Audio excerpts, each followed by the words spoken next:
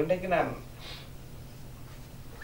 எடுத்துக்கொண்ட கதைப்பகுதியில் ஒரு மணத்தியாலும் இருந்தால் எடுத்துக்கொண்ட கதைப்பகுதியில் முக்கியமான மகேந்திர காண்டத்தை பற்றி தான் பேசுகிற மாதிரி யோசிச்சேன். மகேந்திர காண்டத்தை பற்றி போன முறை சொல்லும் பொழுது நான் சொன்னேன், மகேந்திர காண்ட கதை கிட்டத்தட்ட எங்களை கம்பராமாயணத்தில் சுந்தரகாண்ட கதை போல அமைந்திருக்கிறது. மகேந்திர காண்டத்திலே வருகிற வீரபகதவருடைய தூது என்பது சுந்தரகாண்டத்திலே வருகிற அனுமனுடைய தூது போல அமைந்திருக்கின்றது என்ற தன்மைகளை நான் பொதுவாக சுட்டிக்காட்டினேன். அதை பற்றி என்னுடைய நூலிலேயும் நான் இந்த நூலுக்கு பார்க்க கிடைத்திருக்கும். இந்த நூல் உங்களுக்கு கிடைத்திருக்கிறபடினாலே அந்த அந்த விவரமாக அதை கொடுத்திருக்கிறேன். சுந்தரகாண்ட கதைமைக்கும் வீரபாகதேவருடைய மகேந்திர காண்ட செயற்பாட்டுக்குள்ள பொதுத்தன்மைகளை, மந்திரி கூட்டத்திலே கும்பகர்ணன் நடந்து கொண்ட முறைக்கும் சிங்கமுகாசுரன் இங்கே கந்தமானத்தில் நடந்து கொண்ட முறைக்கும் உள்ள பொதுத்தன்மைகளையும் நான் சுட்டிக்காட்டினேன். அந்த விஷயங்களை நீங்கள் புத்தகத்திலே வாசித்து புரிந்து கொள்ளலாம். ஆனால் இங்கே நான் 3-4 விஷயங்களை மட்டும் மையப்படுத்தி சில விஷயங்களை பொருட்படுத்துகிறேன். முதலாவது இந்த தூது என்ற செயற்பாடு பற்றியது. இரண்டாவது அம்சம், இந்த வீரபாகதேவர் தூது போன பொழுது சபையிலே அவர் எவ்வாறு கந்தபுராணத்தினுடைய அடிநாதமான அம்சத்தை விரித்து பேசினார் என்பதை பற்றி. முருகனுக்கு தூதாக போன வீரபாகதேவர் வீரபாகதேவர் சூரவன்மடி சபைக்கு போகிறார். சபையிலே அவருக்கு ஆசனம் கொடுக்கப்படவில்லை. அங்கு தேவலோகத்திலிருந்து இறைவனை ஒரு ஆசனத்தை அனுப்புகிறார். அந்த ஆசனத்தின் மீது அவர் வீட்டிருக்கின்றார். அதுல இருந்து கொண்டு சூரவன்மனுக்கு முருகப்பெருமானுடைய பெருமைகளை எடுத்து கூறுகிறார். அந்த பகுதி அவை புகு படலம் என்ற தலைப்பிலே அமைந்திருக்கிறது. அதுல 126, 127 பாடல்ல இருந்து 145, 48 பாடல் வரையும் உள்ள பாடப்பகுதி மிக மிக முக்கியமானது. முருகனுடைய பரம்பொருள் தத்துவத்தை பற்றியது. இப்ப நீங்கள் சைவ சித்தாந்தத்திலே படிக்கிற பதி இலக்கணம் இருக்கிறதே, பதிபரமே அதுதான் இளவும் மறுவொருன்றி குளங்குறிகளின்றி நின்மலமாய் ஏகமாய் நித்தமாகி அழகிலுயிர் புணர்வாகி அதலமாகி அகண்டிதமாய் ஆனந்த வடிவாய், இதெல்லாம் பதி இலக்கணத்துக்கு சிவப்பிரகாசத்திலே சொல்லுவார்கள். இந்த இலக்கணத்திலே சொல்லப்படுற இந்த முறையை கொஞ்சம் விரிவுபடுத்தி அந்த அவைபூர்வ பாடலத்திலே 127 பாடல்ல இருந்து 148 பாடல் வரையும் உள்ள 21 பாடலுக்குள்ளே ஒரு முழுமையான பதி இலக்கண விளக்கம் தரப்படுகிறது. ஆறுமனாவதர் சொல்லுவார், சைவ சித்தாந்தத்தின் பதி இலக்கணத்தினுடைய களஞ்சியமாக சாராம்சமாக அந்த பதி விளங்குகின்றது. இது வீரபாகதேவராலே கொடுக்கப்படுகிற விளக்கம்.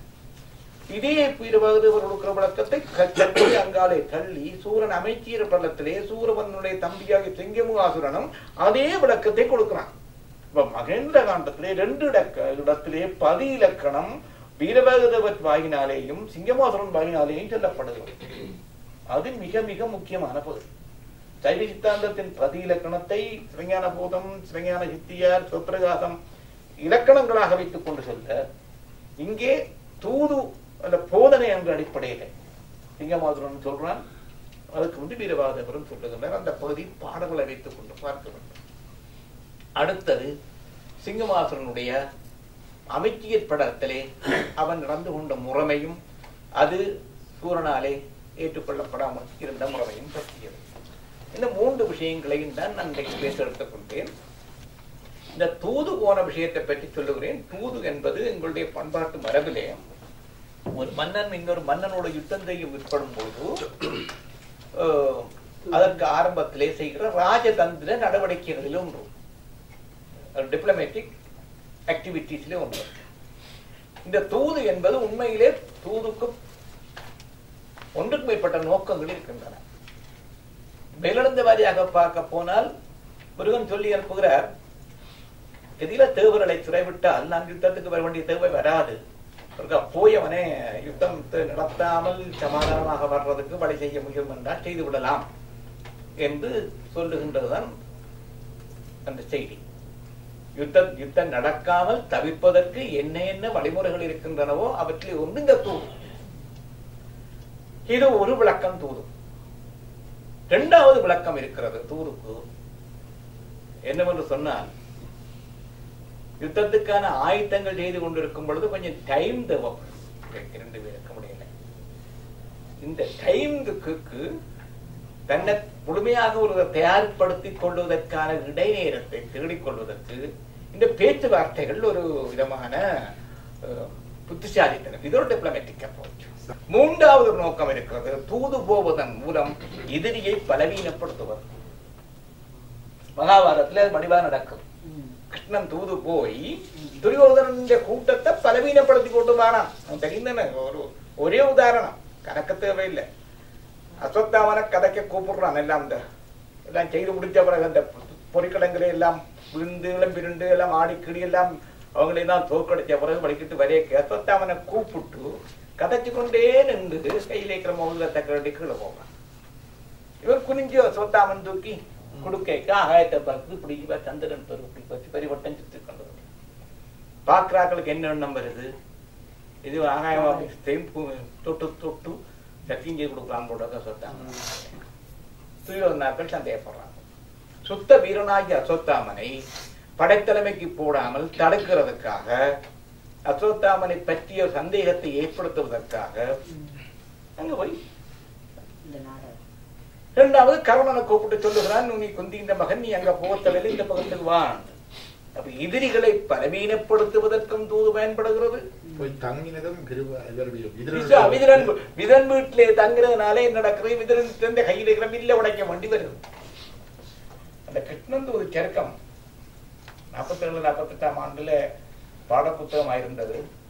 அப்ப நீங்க எல்லாம் பிறந்திருக்க மாட்டீங்க. நாங்கள் 60ஆம் ஆண்டு படிக்க எங்களுக்கு பிஏக்கு அட்வான்ஸ் பாடத்திட்டமா இருந்தது. அப்ப படிச்சது உண்மையாக ஒரு அற்புதமான பகுதி சார். நாங்கள் எழுத சொல்றது கம்பராமாயணத்தை தந்த இலக்கியத்தின் உச்சம் என்று நாங்கள் கருதுறோம். நான் இன்று வரையும் எனக்கு இலக்கியத்தின் உச்சம்.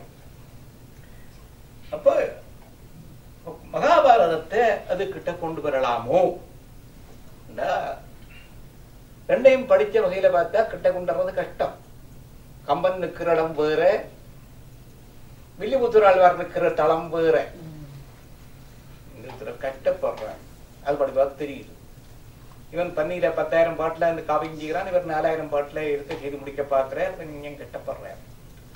ஆனா ஒரு இடத்துல நானும் ஒரு கம்பன் என்று வில்லிபுத்தூரர் சொன்ன ஒரே ஒரு இடம் கிருஷ்ணன் தூதிச்சிருக்கம்.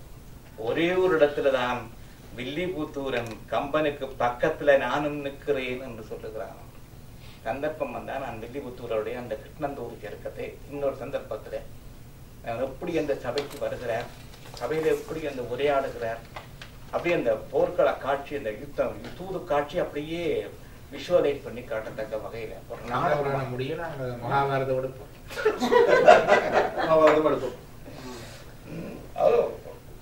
ஒரே ஒரு சொல்லி சொல்றானப்பா அந்த கட்டத்துல, நீ வெறுக்கிலன் இருந்த மன்னவர் திகைக்கிலன் பல நினைக்கிலன் போய் நகைக்கிலன் உரைத்த உண்மை மொழி பொய்த்ததென்று அமரர் புகழினன் வேமதத்துடைய லைவர் என்னுடன் மிகைத்து வெஞ்சமர் விளக்கிலன் ஈ இருக்கமிடம் எனினும் இப்புவியில் யான் அவர்க்கு அரசு இனி கொடேன். நீ வெறுக்கிலன் இருந்த மன்னவர் திகைக்கிலன் பல நினைக்கிலன், எனக்கு முன்னால வைக்க முடியாம அங்க அளவு போய் நகைக்கிலன், நான் பொய் சொல்லி போட்டானே என்று சொல்லி தேவர்களங்கேன்னு சொன்னார். வேய்மதத்துடைய லைவர் அந்த பஞ்சபாண்டவர்கள் என்னோடு யுத்தம் செய்ய வந்தாலும் ஈகிருக்கமிடமெனினும் கொடேன். அப்ப அந்த பகுதி பாடல் ஒரு கட்டத்துல அவர் கேட்கிறார், கண்ணன் சரி யுத்தத்துக்கு வா, கை போட்டு தாண்டு கேட்கிறார். கை வழங்கு, அந்த நாடு தர விருப்பம் இல்லை, 5 ஊர் தர விருப்பம் இல்லை என்றால் சரி கையை போட்டு யுத்தத்துக்கு சத்தியம் செய்தா என்று சொன்ன பொழுது சொல்றான், கை வழங்குகென நின்ற தூணிடை அறைந்து, கை கொடுக்க இல்லை பக்கத்துல இருக்கிற தூண்ல அறைந்தான் நான் துரியோதனன்.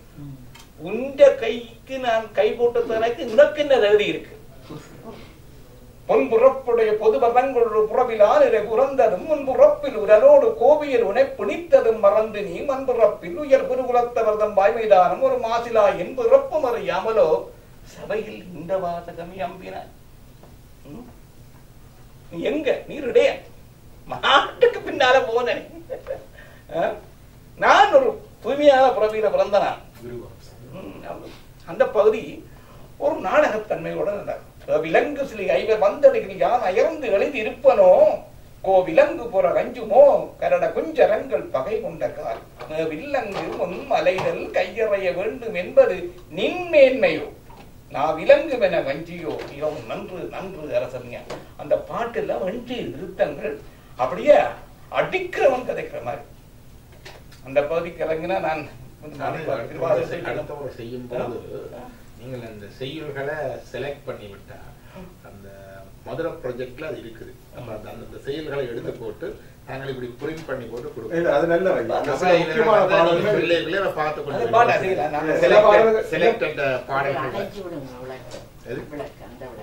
உண்மை சார். நான் மகாபாரத கிருஷ்ணந்தூது செருக்கம் எனக்கு அந்த நேரம் படிக்கும் பொழுதே அந்த நாடகத்தன்மை வந்த சுவையும் அது அந்த பகுதி உண்மையாக மகாபாரதத்திலே ஒரு ஒரு ஒரு முக்கியமான மையப்படுத்தப்பட்ட பகுதி. அது கம்பனுக்கு கிட்டனுக்குறான்னு சொன்னது காரணம் அதுதான்.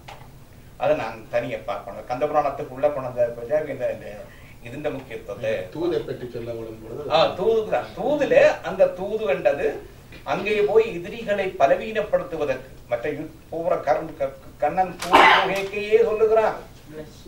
திரௌபதி தூயில தலைய விரிச்சு போட்டுக்கொண்டு சொல்றா சபையில, நான் யுத்தத்திலே அவங்களை எல்லாம் அடிச்சு அந்த யுத்தத்துல பூச்சித்தானே தலை முகம் இருக்கிறோம். இப்படி நீங்கள் ஒப்பந்தம் செய்து கொண்டு வந்து 5 ஊர் வந்து 5 நாடு வாங்கினா நான் எங்க போய் இந்த கூந்தலை விரிச்சு போட்டு முடிகிறது என்று முடிப்பது இனி என்று பெருமான் என்று எழுதாள்.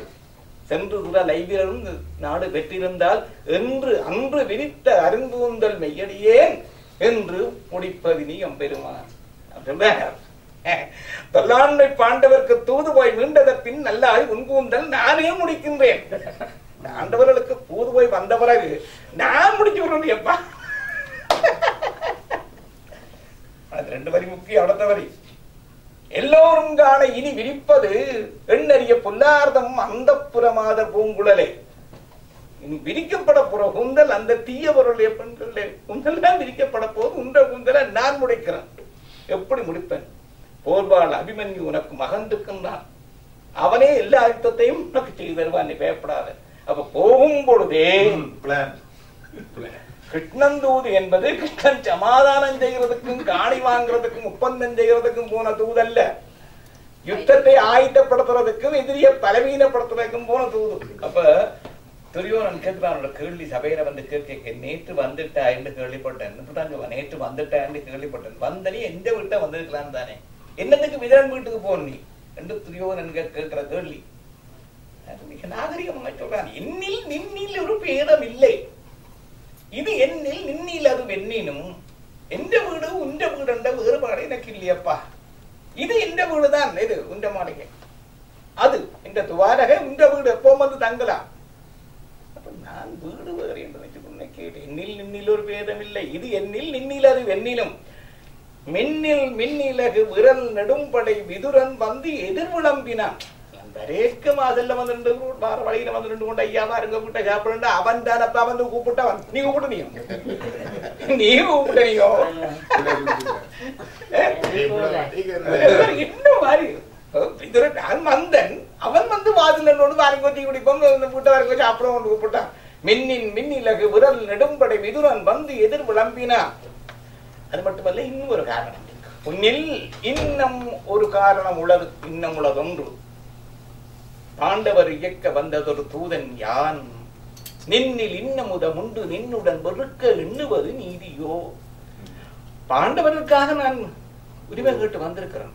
உண்ட விட்ட உண்டை சாப்பிட்டுட்டு பிறகு உனக்கு எதிராக எப்படியப்பா நான் கதைக்க முடியும்? இல்ல, அந்த இடத்துல நான் ஒரு தூதுவன் என்ற பாத்திரத்தை வெறுமன தூது போறதுண்டா காகிதம் கொண்டை கொடுத்துட்டு வர மாதிரியான வேலை இல்ல. அதே மாதிரித்தான் மகாபாரதத்துல இங்க வருது. இந்த கந்த புராணத்திலே வீரபாகதேவருடைய தூது என்ற காட்சி வருது. ஆனா தூதுவர் அந்த கட்னன் தூதுவாரி இந்த தூது அமைய இல்லை. இது வித்தியாசமான தூது. ஏன்னா இங்க வந்து கிருஷ்ணன் போல எதிரியை அழிக்க வேணும் என்ற பிளானிங்கோட ஒரு டிப்ளமேட்டிக் அப்ரோச்சாக இல்லை. இவர் முழுக்க முழுக்க அதாவது சூரமன்மனை யுத்தம் செய்யாமல் தேவர்களை விடுவித்ததற்கான ஒரு முயற்சியாகத்தான் போறார். போன இடத்துலதான் முதல் தேவேந்திரன் கூப்பிட்டு சொல்றான், போறணி எனக்கும் இருக்கா, இந்த புள்ளி எங்க மறையல்ல இருக்கிறான், காக்க வலிக்கிட்டு வாங்க.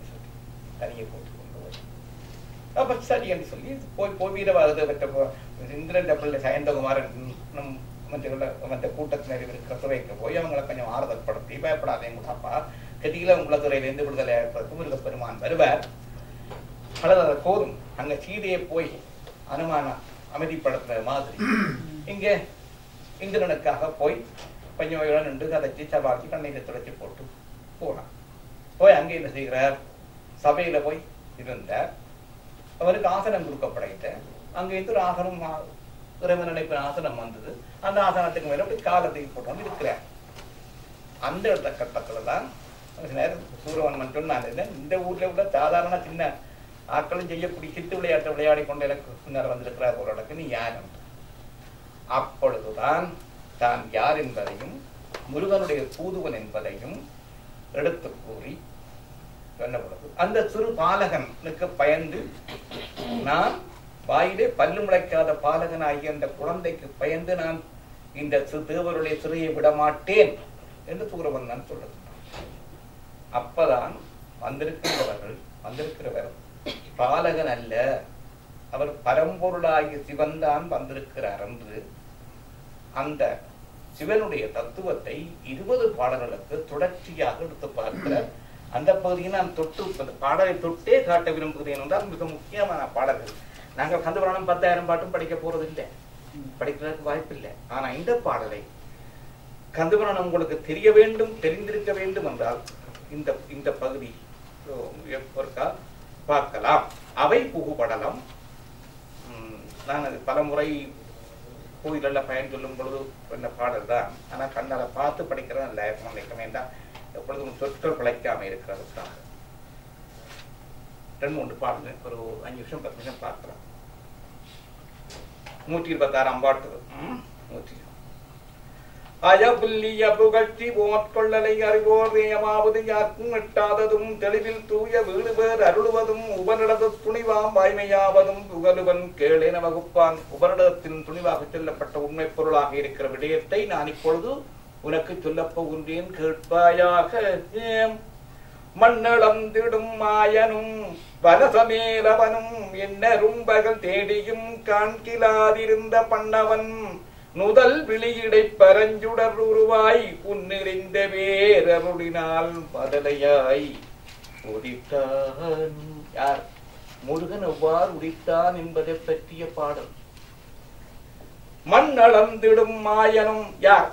பூமியை அளந்தவன் மகாவிஷ்ணுமூர்த்தி. அவர்தான் முதல் திருவையரன் இந்த பூமியை அளந்தவன்.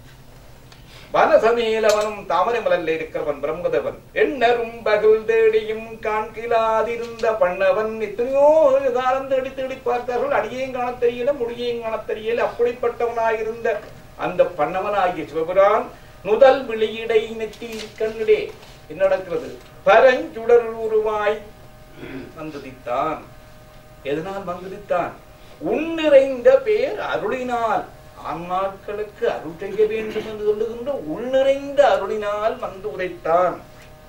முன்னவர்க்கு முன்னாகுவோன் தமக்கு முற்பட்டும் தன்னிலையிலாது ஈசனாம் தனிப்பெயர் வாங்கி இன்னுயிர்க்குயிராய் அரு உருவமாய் எவர்க்கும் அன்னை தாதையாய் இருந்திடும் பரமனே அவன்கான். முன்னைப்பழம்பொருட்கும் முன்னைப்பழம்பொருளே பின்னை புதுமைக்கும் பெயர்த்தும் அப்பெற்றிய அதேதான். முன்னவர்க்கு முன்னாகுவோர் நமக்கும் முற்பட்டவன் தன்னை நெறிலாதவன் ஈசனாம் தனிப்பெயர் வாங்கி இன்னுயிர் குயிராய் அருவுருவமாய் எவர்க்கும் அன்னை தாதையாய் இருந்திடும் பரமன்.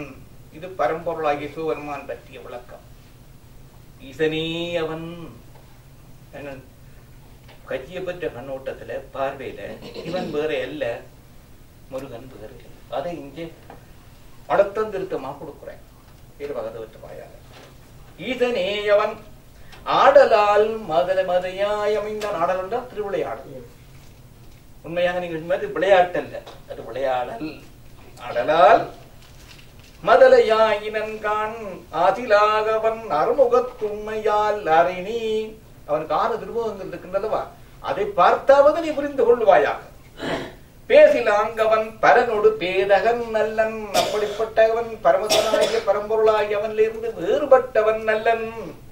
தேசுலா அகன் மணியிடை கதிர்வரு திறம்போல். வேறுபட்டவன் இல்லை என்றால் ஏன் வேறுபட்டவன் இல்லை? ஒரு உங்களுக்கு தெரிந்த உதாரணத்தை சொல்லுகிறேன். மணி இருக்கிறது, மணியிலிருந்து ஒளி வீசுகின்றது. மணி வேறு ஒளி வீசுகிறா? மணியிலிருந்து தானே ஒளி வீசுகின்றது. மணியும் ஒளியும் போல, சூரியனும் கிரணங்களும் போல, தேசுலாவகன் மணியிடை கதிர் வருதிறம் போல் அவன்ல இருந்து இவன் வேறுபட்டவன் அல்ல. சிவன் வேறு அல்ல, முருகன் வேறு அல்ல. பூதம் மைந்து நுட்கிழித்தாகிய புவியுள் ஓதுகின்றவல் அண்டத்தின் 1008 கோதில் ஆக்கமும் படைகளும் உனக்கு முன் கொடுத்த ஆதி ஈசனே அவன் எனின் மாற்றுவது அரிதோ. உனக்கு 1008 அண்டங்கள் இறைவனால் கொடுக்கப்பட்டது என்று பெருமைப்பட்டுக் கொள்ளுகிறாயே. இந்த பூமியின் பகுதியாக இருக்கிற 1008 அண்டங்கள் தான் இருக்கிறாய். இதை யார் உனக்கு கொடுத்தான்? கோதில் ஆக்கமும் படைகளும் உனக்கு முன் கொடுத்தவன் ஆதி ஈசன். அந்த ஈசனே இவனாக வந்திருக்கிறான். எனவே கொடுத்தவன் அவனாக இருந்தால் அவன் திருப்பி எடுக்கவும் முடியும் அல்லவா? எனவே நீ வந்திருக்கிறவன் பாலன் என்று நினைக்காதே. ஏதமில் புவி அண்டங்கள் பெற்ற நம்பன்றே பேதை உன்னினை ஸ்ரீதவன் தன்னருள் பெறுவோர் பூதமைந்தினும் ஏனே திறத்தினும் புறத்தும் மீதும் அன்னம் மாம் அண்டம் எவற்றிற்கும் வேத்தியர் உனக்கு கிடைத்தது பூமியின் பகுதியாக 1008 அண்டங்கள். அந்த முருகப்பெருமானுடைய அருளை நேரடியாக பெற்றவர்கள் இதை விட 1000 கோடிக்கணக்கான அண்டங்களை பெற்று சந்தோஷப்படுவார்கள். அப்படி இருக்கும் பொழுது நீ ஏதோ 1008 அண்டங்களை மட்டும் வைத்துக் கொண்டு பெற்றிருக்கிறது என்று பெருமைப்படுகிறாயே. ஆதியாகிய குடிலையும், குடிலை என்றால் பிரணவம் ஓம், ஐவகை பொறியும் வேதம் யாவையும் தந்திரப்பன்மையும் வேறாய் ஓத நின்றிடும் கலைகளும் அவ்வவற்று உணர்வாம் போதும் யாவையும் குமரவேள் பொருவிலா உருவம். குமரவேளுடைய பொப்பற்றதாகிய வடிவம் என்னவென்றால் அது பிரணவம் அதுக்கு அமைந்திருக்கின்றது. ஐவகை பொறிகள் அமைந்திருக்கின்றன, வேதங்கள் முழுக்க அமைந்திருக்கின்றன, தந்திரங்கள் என்று சொல்லப்படுகிற ஆகம கூட்டங்கள் முழுக்க அமைந்திருக்கின்றன, ஓத நின்றிடும் கலைகள் சொல்லப்படுகிற கலைஞானங்கள் முழுக்க அமைந்திருக்கின்றன. அவ்வவற்றுணர்வாம் அந்த கலைகள் ஞானங்களுக்கு கூட வருகின்றதாகிய போதம் என்று சொல்லப்படுற உணர்வும் அமைந்திருக்கிறது. இவையெல்லாம் சேர்ந்ததுதான் குமரவேள் பொருவிலா உருவம். பொருவிலா உருவம் என்றால் ஒப்பில்லாத வடிவம். எங்கனும் பணிவதனங்கள், எங்கனும் விழிகள், எங்கனும் திருக்கேள்விகள் என்ற செவிகள், எங்கள் எல்லா இடங்களிலேயும் கண்கள், எங்கள்ல மதனங்கள், எங்கனும் கரங்கள், எங்கனும் திருக்களலடி, எங்கனும் வடிவம், எங்கனும் தெரிந்து அருள் செய்யும் மறுமுகத்திரைக்கே. இப்படி இந்த பகுதி 45ஆம் பாட்டு வரையும் போய்கொண்டே இருக்கிறது. என்னன்னா இந்த உங்களுக்கு இந்த கதையை ஞாபகப்படுத்த மேருமலைச்சாரல்ல முருகன் விளையாடி கொண்டு கேட்க இந்திரனுக்கு தெரியாது இந்த முருகன் என்று சொல்லி குமாரன் என்று அவன் யுத்தம் செய்ய வந்திருக்கிறான். அந்த நேரத்துல இந்திரனுக்கு முன்னால ஒரு விஸ்வரூபம் காட்டுகிறான் முருகன் சொன்னான். அது 2 பாடம் ரெண்டு. அந்த விஸ்வரூப காட்சி முருகன் காட்டேக்க 20 வரும் பக்கத்துல இருந்து போத்திருந்தா போல. அதை அப்படியே சார் போட்டோ எடுத்துக்கொண்டு வந்து வீடியோ எடுத்துக்கொண்டு போட்டு இங்க வந்து போட்டு தர்றேன். எங்க முருகன் இந்திரனுக்கு காட்டின விஸ்வரூப காட்சியே அப்படியே எடுத்துக்கொண்டு வந்து இப்படிப்பட்ட வடிவத்தை இந்திரனுக்கு அவன் காட்டி இருக்கிறான் என்று சொல்லி முருகன் காட்சி அந்த காட்டைக்கு வீரவாதவரங்கன் கண்ணுக்கு தெரியாம இருந்து அதை எடுத்துக்கொண்டு வந்து சொன்ன மாதிரி வருது. இங்காலும் சொல்லுவ காட்சி வர்ணிக்கிறார். அப்படி ஓம் எனப்படும் முக்கண் மூர்த்தியும் மாங்கவன் முண்டகாதரனும் சக்கரப்படை அண்ணலும் மாங்கவன் தானே திக்குப்பாலரும் கதிர்களும் முனிவர்களும் சிறப்பின் மிக்கதே வரும் மாங்கவன் யாவர்க்கும் மேலோன். இதுதான் முருகனுடைய பரம்பொருள் தன்மையை, எல்லா கடவுளாகவும் இருக்கிற தன்மையை எடுத்து காட்டுகிறார். அது மட்டுமல்ல சார், சித்தாந்தத்தில் சொல்ற அம்சம் இருக்கு. இறைவனுக்குரிய படிகளில் ஒன்று செய்வானும் செய்வினையும் சேர்வையனும் சேர்ப்பவனும் செய்கின்ற வினைகள் எல்லாம் சேர்த்து வைக்கிறான்னு சொல்லுவேன். அதே கருத்து இந்த பாட்டு கொண்டு வருது. ஈட்டும் மண்ணுயிரவற்றிற்கும் இருவினை பயனை கூட்டுவான் அவன். உயிர்கூட்டங்களுக்கெல்லாம் அவை செய்த புண்ணிய பாவங்களை எல்லாம் சேர்த்து வைக்கிறது குரால் வேணுமல்லோ. அதுதானே சைவ சித்தாந்தத்துல சைவத்தின் பெருமை என்று நாங்கள் சொல்ற முக்கியமான அம்சங்களில் ஒன்று. பௌத்தத்துக்கோ மற்ற சமயங்களுக்கோ இல்லாத அம்சம் என்னன்னு சொன்னா வினைப்பயன் ஆட்டோமேட்டிக்கா அடுத்த பிறவியில போய் சேருமன்றதான் மற்ற சமயங்கள் சொல்றது. இங்க இங்க சைவ சித்தாந்தத்தின் அடிப்படை என்னன்னா இறைவனே தான் கூட்டி வைக்கணும். வினைப்பயன் செய்த வினையன் பயன்களை இறைவன் கூட்டுவான். அவன் ஆங்கவை துளை என கூடின அப்படி கொடுக்க நல்வினையும் தீவினையும் தராசித்தத்துல சமனாக வருவதற்கு சேர்ந்து விட்டால் வேட்ட மேனிலை கதி புரிவான். அந்த ஆன்மாவுக்கு அடுத்த கட்டத்துக்கு இதுவினை வந்த உடனே வலவரிவாதம் சத்திரிவாதத்தை கொண்டு போகணும். அதையும் வந்தான் செய்வான். அப்ப வினையை சேர்த்து வைக்கிறவன் பிறகு அந்த இதுவினியொப்பு நிலைக்கு வரும் பொழுது பிறகு அந்த ஆன்மாவை அடுத்த கட்டத்தை கூட்டிக் கொண்டு போறவன்.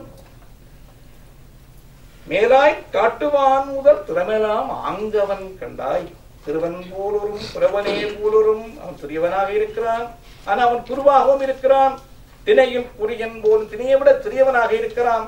நெடியவன் ஆதியும் குருவும் நெடியின் இன்னமும் வேறுபல் உருக்கொடு நிலவும் அறிவர் நாடரும் கந்தவேள் நாடல் யார் அறிவாறு என்று சொல்லி முழுவதாகி இந்த வடிவத்தின் தோற்றத்தை எல்லாம் சொல்லிக்கொண்டு கடைசியாக ஒரு நேரம் போது என்ன முடிக்க போறோம். இந்த காட்சியை அன்று இந்திரனுக்கு முன்னாலே உன் வடிவத்தை எடுத்தான் முருகன். அந்த காட்சி அன்று கந்த வேள் அமைந்ததோர் பெருவடிவதருள் ஒன்று ரோமத்தில் இருந்ததற்காற்றிடாதுனதாய் தோன்றும் 1008 அண்டமாம் தொகை. அந்த எடுத்தானே அந்த இந்திரனுக்கு முன்னால் ஒரு பெரிய வடிவத்தை முருகப்பெருமான் அவனுடைய உடம்பிலே இருக்கிறதாகி ஒரு ரோமத்தின் ஒரு நுனியிலே இருக்கிற வெற்றுக்கு ஆற்றாது உன்னுடைய 1008 அண்டங்கள். ஒவ்வொரு ரோமத்தின் நுனியிலே 1000 கோடிக்கணக்கான அண்டங்கள் இருக்கின்றன. நீ இருக்கிறது உனக்கு இருக்கிறது 1008 அண்டங்கள். தொன்றும் 1008 அண்டமான் தொகையும் என்று நீ அது தெரிகிலை சிறுவன் நன்றி செய்தாய். அந்த முருகப்பெருமானுடைய அந்த பரம்பொருள் தன்மையை தெரியாமல் அவனை குழந்தை சிறுவன் என்று சொன்னாயே அப்படி சொல்லி போட்டு ஆகையால் இவை உணர்ந்திலை இணையில்லாதவன் ஏகநாயகன் முதல்வனை பாலனம் திகழ்ந்தாய். சேகுலாவிய மனமுடைய கற்பிலா சிறியோய் போக போக யாம் இவ்வொரு தவற்றையும் பொறுத்தாம். உன்னால புரிஞ்சு கொள்ள முடியாமத்தான் போச்சுது. பூர உண்மனாகி உன்னால முருகப்பெருமானுடைய அந்த விசுவ தன்மை, அந்த முழுமை, அந்த பரம்பொருள் தன்மையை உன்னால புரிஞ்சு கொள்ள முடியாம போயிட்டது. பரவாயில்லை, நான் மன்னித்தோம். யாரை பார்த்து சொல்றார்? வீரபாக தேவர் சூரனை பார்த்து சொல்றார். சூரன் தேவர் நாம் பொறுத்தான், நான் மன்னித்து விட்டேன் நீ சொன்னதுக்காக. போக போக சரி மறந்துட்டேன் மறந்துட்டேன். நீ நீ விட்ட பிள்ளைகளை நான் மறந்து விட்டேன், நீ கவலைப்பட. இதுதான் அந்த வீரபாக விட்ட உச்சம். போக போக மாலியானனின் நாய்களும் மண்மையும் வரமும் கேள் சுற்றவும் படைகளும் மான்றுடக்குழந்த புலியால் உயர் மால்வரை சூழலில் புகுந்த ஒளிமாரதம் போல் அடும் கம்பீரான ஒரு யார் வேட்படை களத்தை வைத்திருக்கிறானே சூரமான். அந்த வேட்படை களத்தை விட்டால் எல்லாவற்றையும் ஒரு நேரம் ஒரே கணத்திலே அழித்து விட்டு போய்விடும். ஆகையால் இதெல்லாம் நீ உணர்ந்து கொள்ளவில்லை. நீ செய்த தவறையெல்லாம் போக போக யாம் இவற்றையும் பொறுத்தாம். நொய்ய சொற்களால் எந்தையை இகழ்ந்தனை. சின்ன சின்ன வார்த்தைகளாலே, பலவீனமான வார்த்தைகளாலே என் தந்தையாகிய முருகப்பெருமானை இழந்து விட்டாய். நொடிப்பின் மெய்யனா துமி துண்ணுயிர் வாங்குவதும் வாங்குவோம். இப்பவே உன்னுடைய நாக்கை வெட்டி உன் உயிரையும் வாங்கக்கூடிய ஆற்றல் எனக்கு உண்டு.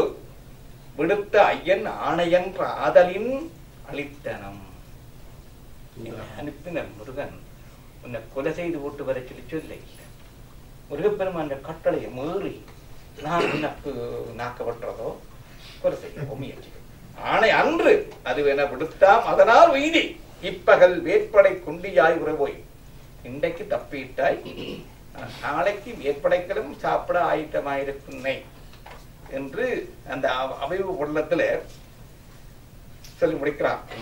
போய் உறுதி இன்னமொன்று உரைக்குவம் நீயும் உன்களையும் உறுதியின்றியே எஞ்சுதல் வேண்டுமே. நீயும் உன்னுடைய உறவினரும் அழியாமல் இன்னும் நீண்ட காலம் இருக்க வேண்டும் என்று விரும்பினால் இமையோர் துறை விடுக்கிறி இகழ் நினைத்த விருதி தேவர்களை சிறைவிடுவாயாக, பகை கொள்ளுகின்ற நோக்கத்தை விடுவாயாக, செவ்வேள் அவைகள துணை அரணமன் உன்னியே அமர்வி. செவ்வேளாகிய முருகப்பெருமானுடைய சப்திக்கின்ற கருணல் வீரக்கலர் அணிந்த அந்த பாதங்கள் தான் உனக்கு பாதுகாப்பு என்று நினைத்துக்கொண்டு அந்த பாதங்களிலே போயிருந்து அமர்ந்து வழிபடுவாயாக. எப்ப உயிரோடு இருக்க வேணும், சொந்தக்காரோடையும் படைகளோடையும் செல்வத்தோடையும் சந்தோஷமாக இருக்க வேணும் என்று விரும்பினால் நீ இருப்பாயாக என்று எதிரியினுடைய சபையில போயிருந்து கொண்டு சொல்றதுக்கு எவ்வளவு பெரிய துணிவு வேணும். அப்ப சூரவன்மனை பலவீனப்படுத்தத்தக்க வகையில கடுமையான நான் இதுல நிறைவு செய்யணும். அப்ப இதப்போ அவனுக்கு தெரியுது என்றால் இந்த வீரபாக சொன்ன இந்த இவ்வளவு வார்த்தைகளும் முருகப்பெருமானை பற்றிய அந்த பெருமைகள் எல்லாவற்றையும் இப்பொழுது அவன் உணர்ந்து கொள்ளவில்லை. ஆனால் எப்ப உணர்ந்து கொள்ளுகிறான் என்றால் சூரவன்மன் வதை படலத்திலே அந்த விசுருவ காட்சியை பார்க்கிறான். அந்த காட்சி நாங்கள் பிறகு பார்ப்போம். அந்த விசுருவ காட்சியை பார்த்த உடனே அவனுக்கு யோசிக்கிறான். ஒற்றை நமுன்னம் வந்தோன் ஒரு தனி வேலோன் தன்னை பற்றிகள் என்று நின்ற பராபர முதல்வர் என்றே தொற்றனன். ஒற்றென்றா தூதுவனாக வந்தவன், ஒருதறி முதல்வனாகி இந்த பரம்பொருளை பற்றிகள் என்று நின்ற பராபர முதல்வர் என்றே சொற்றனன். சொற்றை எல்லாம் துணிவு எனக் கொண்டிலேன் யான். அது உண்மை என்று நான் அன்றைக்கு யோசிக்கவில்லை. சொற்றையெல்லாம் துணிவு எனக் கொண்டிலேன் யான். இற்றை இப்பொழுதில் ஈசன் இவன் எனும் தன்மை கண்டேன். இப்ப எனக்கு கண்ணுக்கு முன்னால இவன் தான் இறைவன் என்பதை நான் புரிந்து கொண்டேன் என்று அந்த சூரிய அந்த சூரிய கந்த புராணத்திலே மிக மிக முக்கியமான பகுதி அந்த அந்த பகுதி. அந்த பகுதிக்கு நாங்கள் சொல்ற திருப்பெரு வடிவ காட்சி. அந்த பகுதியில அவன் அப்படியே அதை யோசிச்சு போட்டுத்தான் சொல்றான். தொழுதல் வேண்டும் தாள்கள், தொழுதல் வேண்டும் மங்கை, தாழுதல் வேண்டும் சென்னி, துதித்திடல் வேண்டும் தாளு, வாழுதல் வேண்டும் நான் இவர்க்கு ஆளாகி வாழுதல் வேண்டும் என்று சொல்லி போட்டு கடைசியாக சொல்லுவான். ஒரே ஒரு காரணத்தாலே என்னால் செய்ய முடியாமல் கிடக்கு என்றால் என்ன பின்னுக்கு இந்த முன்னு இழுத்து பிடிக்குது. என்ன சொல்லுங்க, தடுத்தது மானம் ஒன்றே, எல்லாம் செய்ய எனக்கு விருப்பம்தான். என்ன செய்யுது, பின்னுக்கு ஆரோ இழுத்து பிடிக்கணும் போற, இன்னும் இழுத்து பிடிக்கின்ற மானம் விடவில்லை. அது பிறகு யுத்தகாண்டத்துல இப்ப நான் இந்த அவைவு கொள்ளத்துல இந்த இந்த இந்த இந்த போதனையோட இந்த நிறுத்துவோம். இதே போதனை பிறகு சிங்கமாசுரனுடைய வார்த்தைக்குள்ளாலே நாங்கள் பார்ப்போம். அதுக்கு பிறகு அடுத்த கட்டத்துக்கு செல்லலாம் என்று கூறி இந்த உரையை நான் செய்கிறேன். அப்புறம்